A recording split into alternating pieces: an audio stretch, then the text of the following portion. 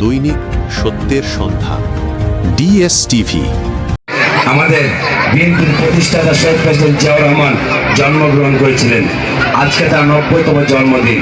তিনি আমাদের মাঝে নেই, তিনি আমাদের মাঝে চলে গেছেন, আমাদের মাঝ থেকে চলে গেছেন। কিন্তু আমরা যারা বিএনপি করি, আজকে সারা বাংলাদেশের সবচেয়ে বড় এবং জনপ্রিয় দল শহীদ প্রেসিডেন্ট জিয়াউর রহমানের গোড়া দল। তার আদর্শ, তার চেতনা, তার সকল কিছুকে আমরা লালন পালন করে আজকে বিএনপি করি। আপনারা জানেন শহীদ প্রেসিডেন্ট জিয়াউর রহমান স্বাধীনতার ঘোষক ছিলেন। তিনি স্বাধীনতার ঘোষণা দিয়েছেন বাংলাদেশকে একটি তলাবিহীন ঝুড়ি থেকে পরিপূর্ণ বাংলাদেশে একটি সমৃদ্ধশালী বাংলাদেশ হিসেবে গড়ে তুলেছেন। তিনি তার স্বপ্ন বাস্তবায়ন করেছেন, কিন্তু আন্তর্জাতিক চক্রান্তের কারণে তিনি তার সমগ্র স্বপ্ন বাস্তবায়ন করতে পারেননি। তার সেই অপূর্ণাঙ্গ স্বপ্ন বাস্তবায়ন করেছেন আমাদের প্রয়াত দেশনেত্রী বেগম খালেদা জিয়া। তিনি তার স্বপ্ন আগামী 12 ফেব্রুয়ারি সারা দেশে বাংলাদেশের জাতীয় দলকে বিজয়ী করে দেশনেত্রী খালেদা জিয়ার যোগ্য সন্তান আমাদের পার্টির চেয়ারম্যান জনাব তারেক রহমানকে প্রধানমন্ত্রী বানাবো ইনশাআল্লাহ। এবং এই মা বোনদের জন্য দেশনেত্রী খালেদা জিয়া অলরেডি একটা ফ্যামিলি কার্ড দেখে গেছেন উনি। ওনাদেরকে আত্মমর্যাদাবাদ বানানোর জন্য, তাদেরকে স্বচ্ছলতার জন্য একটা সম্মানী ভাতা দেওয়া হবে।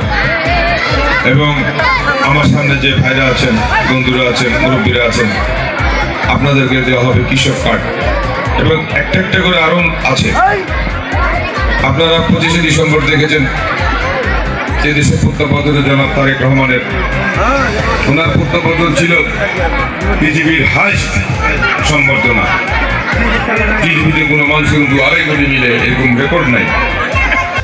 আমরা কোনো ভালো কাজ করে থাকি, মেহেরবানি করে সেই কাজটুকুকে তুমি কবুল মঞ্জুর করিয়া নাও রব্বুল আলামিন। আল্লাহ, এখানে যারা আমরা উপস্থিত রয়েছি সকলকে মাফ করে দাও, সকলের তামাম জিন্দেগির গুনাহগুলোকে মাফ করে দাও।